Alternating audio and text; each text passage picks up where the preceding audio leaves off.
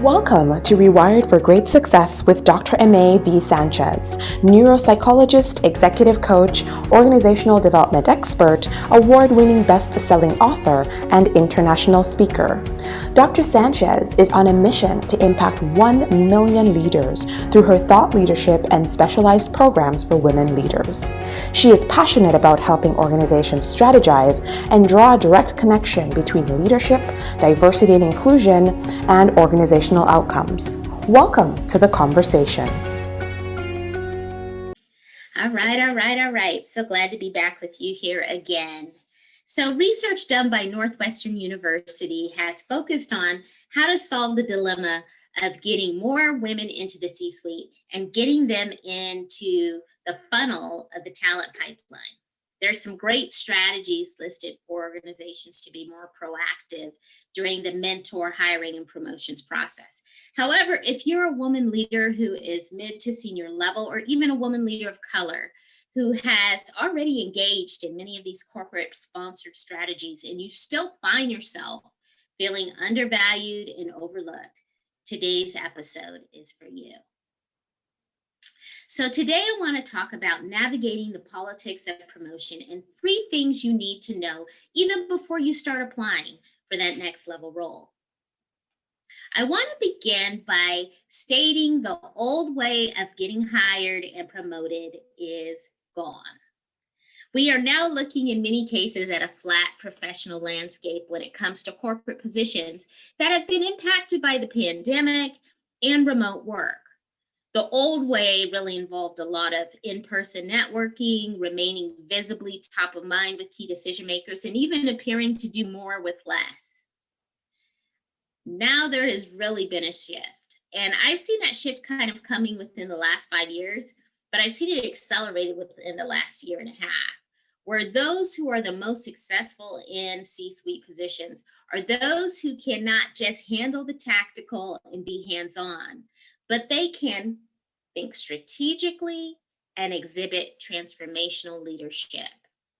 Those 2 qualities have been those that have been able to elevate and really propel people to the C-suite and taking them out, in many cases, out of these direct service positions that have you feel like you're working like a dog. So these 3 steps that I told you that we were going to talk about, it's steps 1 and step 2. Number 1 is think strategically. Number 2 is be a transformational leader. I'll break that down a little more. When I say think strategically, you possess the ability to think outside the box. That's what I mean.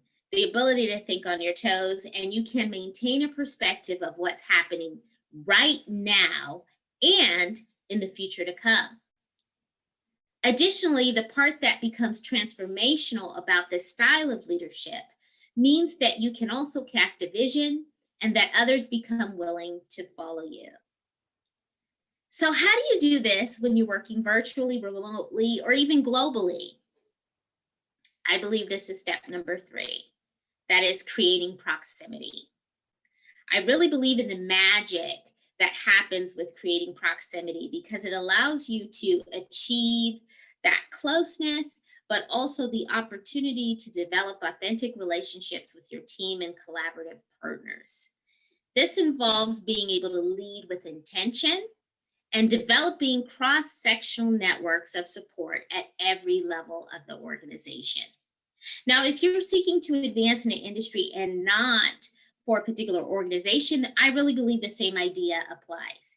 So ask yourself, who are your cross-sectional network partners who support your ability to serve as an expert or a consultant?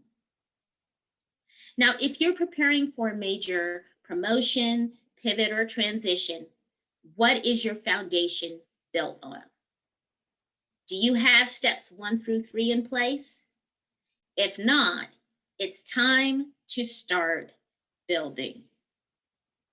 If you're a woman leader who's needing more support in positioning for promotion, pivot, or transition, I encourage you to reach out and schedule a time with our team so that we can devise a strategy to help you to start winning in your career in the next 90 days.